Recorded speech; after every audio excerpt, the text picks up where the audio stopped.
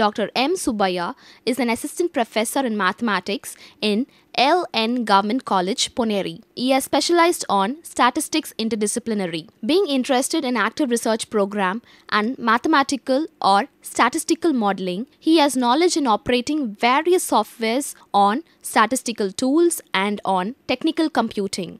Having 16 years of teaching experience, he has published papers in 8 national and international journals and has also presented papers in 10 national and international conferences.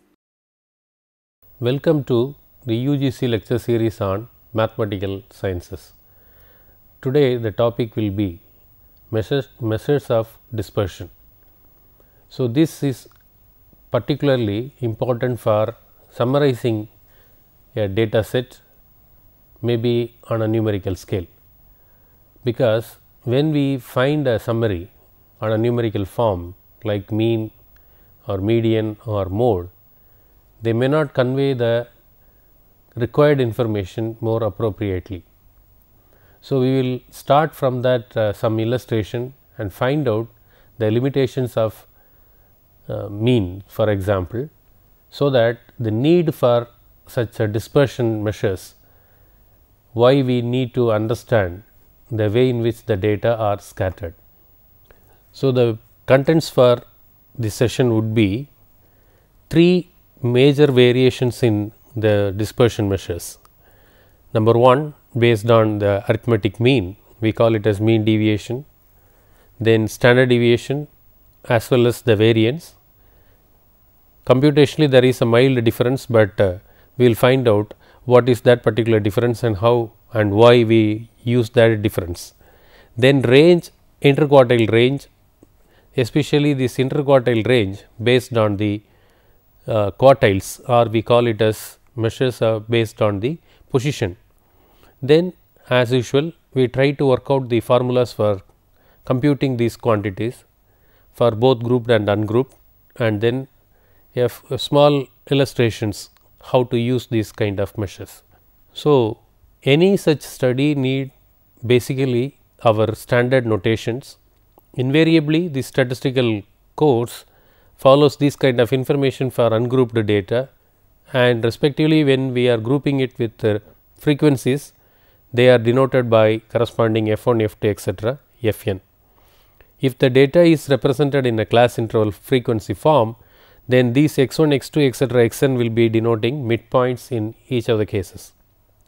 From the 2 examples we have just observed, if you take the data 1 and data 2, some intuition might be very obvious that this data set is not much scattered or quite equally scattered from the value, what we call it as arithmetic mean or measure of central tendency. And this value, if you take 75, the first value is very much scattered or dispersed, as well as this 200 is also. In the sense, the way in which the individual observations are scattered is a important measure of concern, so that we can understand or we can identify how much we could trust on the said value as a mean, say 40 or 75, because this is going to be a representative. So, how much we are able to trust on it, that we require to give us a quality for that particular number.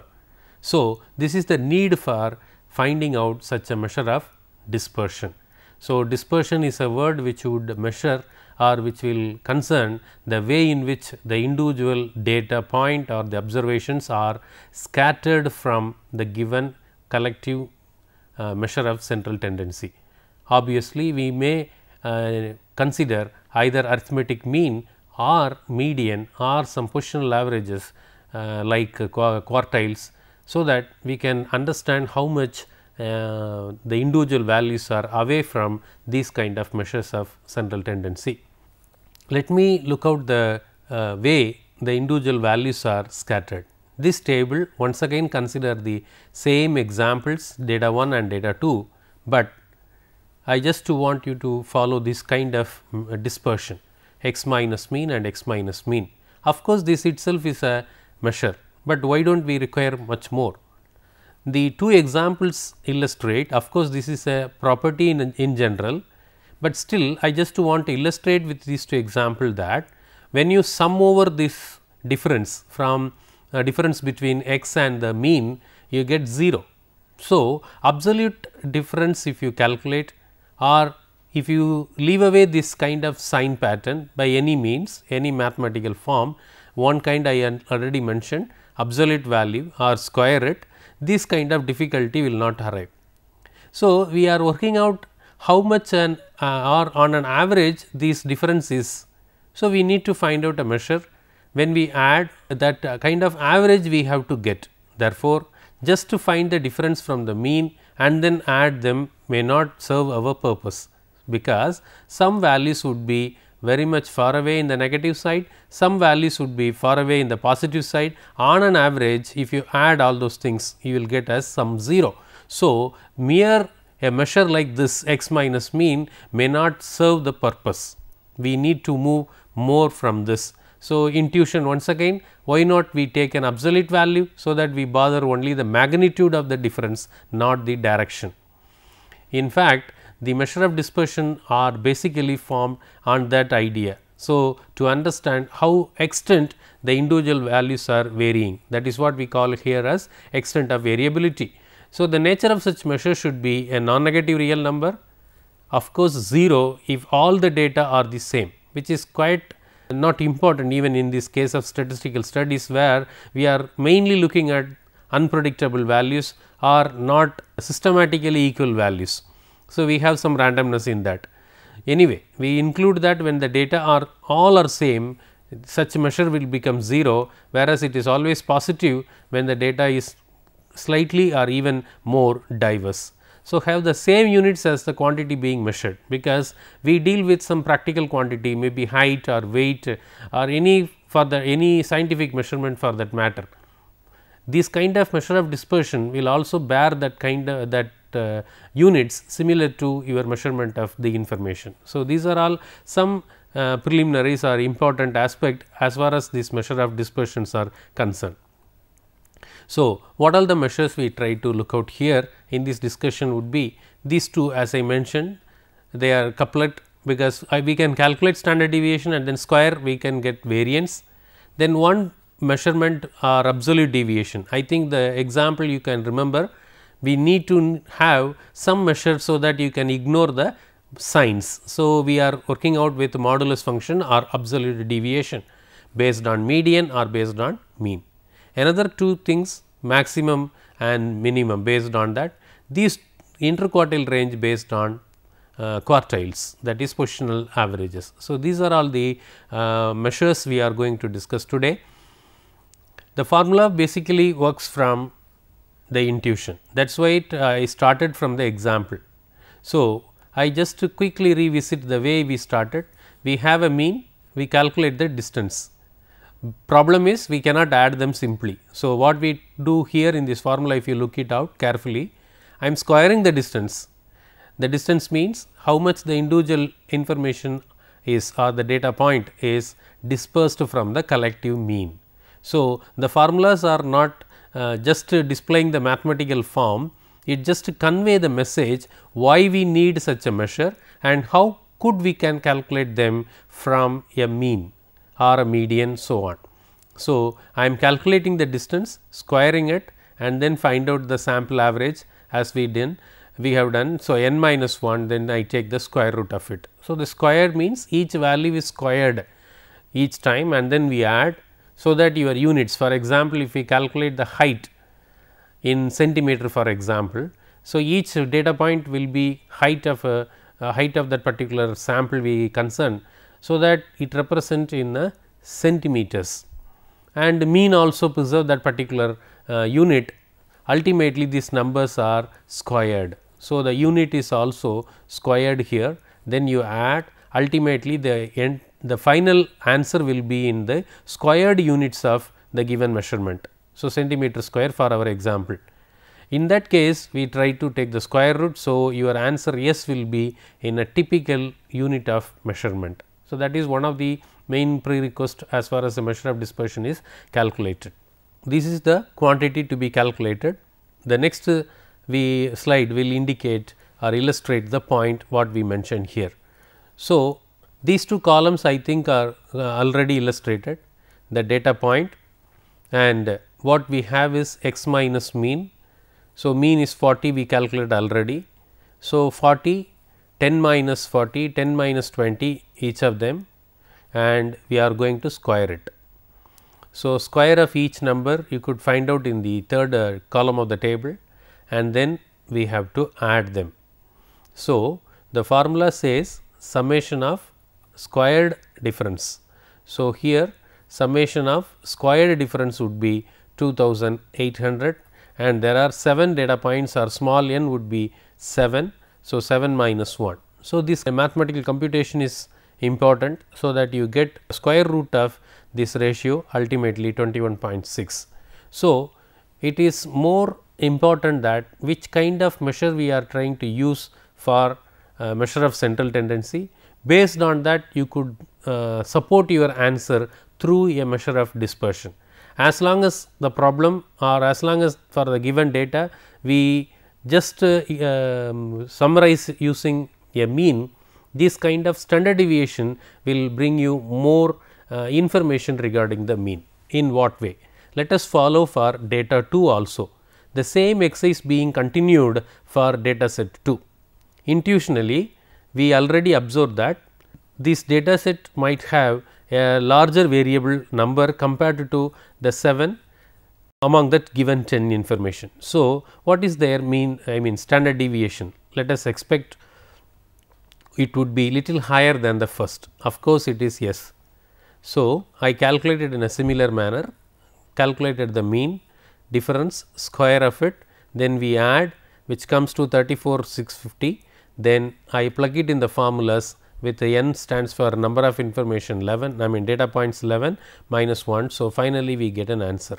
I just wish you to recall the standard deviation of the data set as 21.6, and it is almost more than double of that. So, I just want you to connect the intuitional way, intuitional method by which a data can be summarized. So, you have a large number of large data points for which you are going to summarize that it is a representative.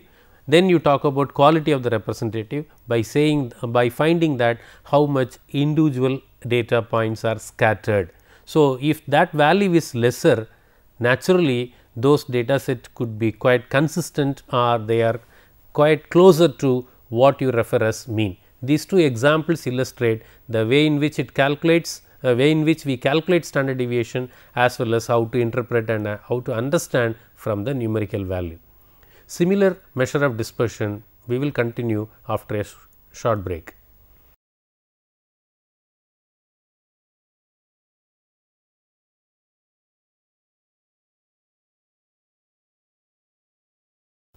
So, welcome after the break. With the continuation from the arithmetic mean and then corresponding standard deviation, we just continue our discussion based on the other measures also. Let us look into that cases here. So, as I mentioned in the beginning of the discussion, we have variance, which is nothing but square of standard deviation. The purpose is variance could simplify your computation, but remember it will be in squared units. In what way it simplifies? Very simple. It will just remove the way, or remove the calculation of square root of the given number. So, in that way it could simplify, but always it is in the squared unit. So, ST can be used for interpretation, whereas for further mathematical analysis, statisticians or theoretical statistician would prefer variance. So, it all depends on what kind of problem we handle or what kind of situation we handle. Either you go for variance or standard deviation. As far as the interpretation problems are concerned, when you try to say that standard deviation is so much unit, or the variance should be avoided, because it is always in the squared unit. So, that end users may not be quite comfortable in understanding or why the units are squared, like a centimeter square or so and so, unless it is represented for a 2-dimensional case, where area you could say length into breadth. So, naturally it comes in a squared unit. But variance on the other hand, you are not multiplying it, it just is the square of the standard deviation. Therefore, the corresponding unit also will be squared, which can be avoided whenever it is very typical on interpretation problems. So, Variance on the other hand, of course, the standard deviation also have some shortcut formulas, because this formula requires the calculation of mean. If we can avoid that, we can make use of this for a handheld calculation, manual calculations. But nowadays we use extensively calculators and computers, such formulas are not that much important. Still we can understand how the formulas can be done for manual calculations. So, n into x I square, you are squaring each number, then summing each number, then square it. There is a small difference in the way the summations are worked out. So, once again I just copy the data 1 for simplicity. I take square, this is x and this is square of that numbers, I add, then I plug it into this formula, summation of squared values, summation of squared number, and then square of the summation. So, 280 the square. So, n stands for the number of observation, we have 7 here. Then comes the typical computation, and we have variance as 466.67 and standard deviation square root of that. You can remember that the answer coincides, of course, it should be, because it is just a shortcut formula, nothing more than that. This formula provides the variance for a grouped information, where we have frequency and xi stands for middle value of a class interval. So, similar interpretation except for capital N. Capital N now stands for total frequency, sum of Fi. So, this data set, for example, I consider x and then f x square, then these two things we need to calculate, f into square of x, this is f x and then square it. As before, we have to careful in the calculation. I am finding out f x, then I sum it, this is x square, then I multiply 6.25 into 8, 56.25 into 4 and so on so forth. Correspondingly, summation of f I x I square, we just multiply it here into 34 minus f x square, then divided by capital N, 34 capital N minus 1, 34 minus 1. Ultimately, standard deviation also provided for this illustrative data set. Then comes mean deviation in terms of absolute functions, that is modulus. This formula can be adopted for median also. So, two formulas are going to be shown to you. One is based on x bar, another one is based on median. Look at the mathematical operation here, modulus. So, absolute deviations from mean or from median, and small n stands for number of observations in the data point. So, I take some illustrative case here to explain mean and median deviation. So, mean is calculated, I find the difference from each data point x minus mean, that is why you get some values are negative, some values are positive, because mean and median lie somewhere in the middle of the data set. So, that some values are less than and some values are more than that, that will have your negatives and positives. So, when you have absolute value, we just ignore the sign here, as well as for the last column, which refers from the x minus median. I add these two, so that those two can be plugged it in the respective formulas. So, this is mod of x minus mean, their summation divided by total values, and this is mod of, that is modulus of x minus median divided by 7. So, this example illustrates how a similar kind of measure of dispersion can be calculated using using absolute functions, modulus function, either it from mean or from median. Okay. The procedures are quite simple, find mean and median, find out the dispersion, take absolute values, add them respectively, plug them in the given formulas, so that you can find out the respective values. So, naturally there will be some difference, and that kind of difference is not so abnormal here or uncommon. Then few more measures which we likely to discuss would be range, simplest of all, because range is nothing but maximum value minus minimum value. So, in the given data points, you could observe what is the maximum value, what is the minimum value, difference of that max minus minimum. So, that you will get what is the range. A very simple formula to calculate, but it may not give more information compared to other kind of dispersion measures. Anyway, these are all in the list of formulas, list of calculation one must know when we are trying to discuss these kind of dispersion measures. Okay. A simple example I consider, already it is in the ordered ascending order, because we are looking at the positional averages for which these information are essential. That is, first of all, the data point should be sorted. I have done already. It starts from 10, 15, 22, 47, 51, 61, and first of all we observe the last formula here mentioned, maximum minus minimum, 61 minus 10, 51. So, job is over as far as range is concerned.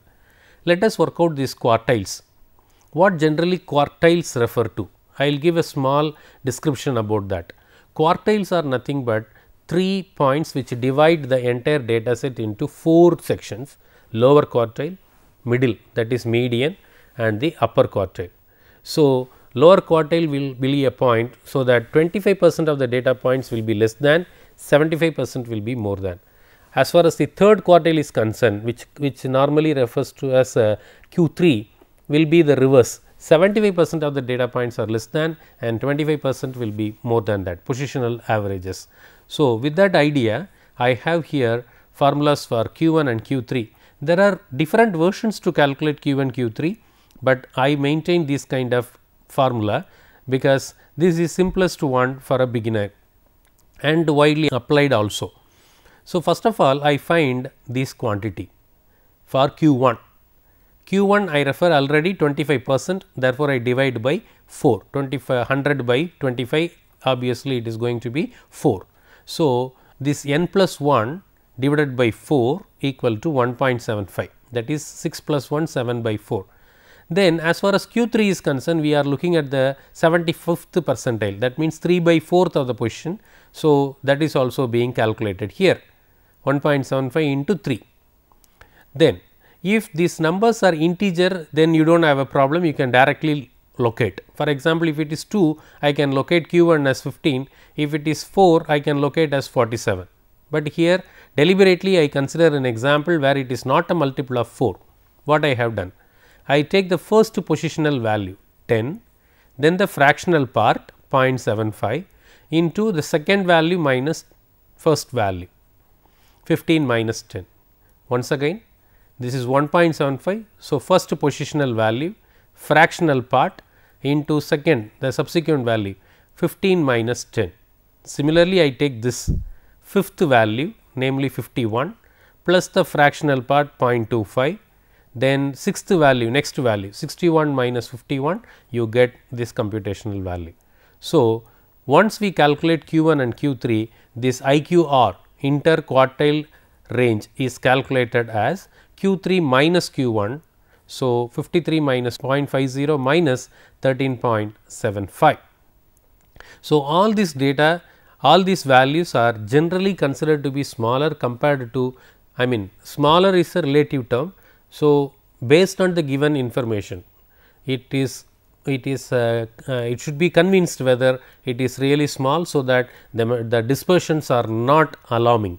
So, that is how the interpretation should be done carefully. As I mentioned, the range is very much rough estimate of the given data, whereas this is somewhat better.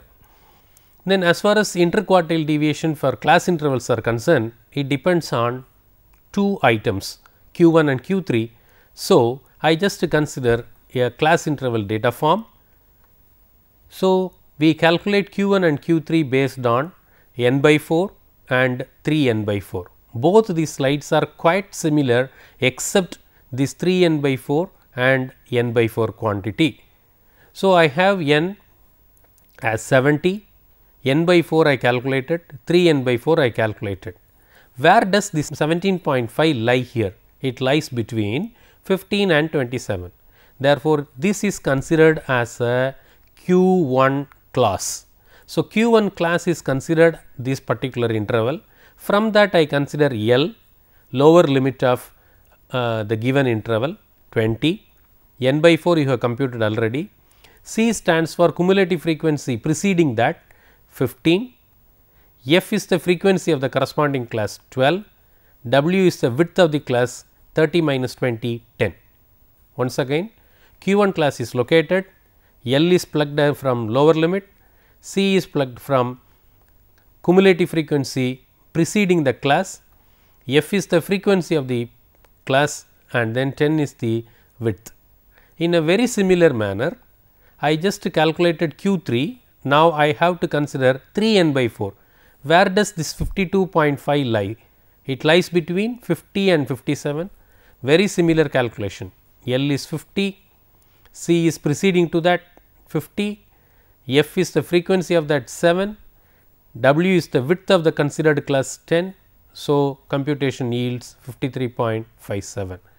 So, Q3 minus Q1 will provide you the respective interquartile range. So, computing Q1 and Q3 for ungrouped data as far as grouped data, both are illustrated from with this example, which is typically related or typically similar to how median is calculated for grouped and ungrouped data. As far as median is concerned, we point out with n by 2, whether it is small n or capital N. Now, for small lower quartile, for first quartile we are working with Q1 n by 4, upper quartile Q3 we work out with 3 n by 4. But for this quantity which are related to the respective positional averages, the way in which the Q1 class or Q3 classes are considered and subsequent values are plugged in the formula are quite similar. Once we have found the values of Q1, Q3, we can find out IQR, interquartile range. Summarizing our aspects, we have observed how to compute these 5 or 6 computations from computational aspect of measures of dispersion. Mainly I am looking at what is the need for and what is the meaning of such measures, what is the need. Then the computations are illustrated with the help of examples that can further be worked out with 2 cases of exercises I have provided. This is an example for ungrouped data. Remember, for finding median or Q and Q3, you have to sort out the data from minimum to maximum or maximum to minimum. And one more interval, class interval problems is provided to you, so that you can find out or have an exercise for standard deviation calculation or variance calculation and then with the interquartile range. So, this session discuss how to find out the measure of dispersion from the need to the computational aspect of those measures. Thank you for joining with this session.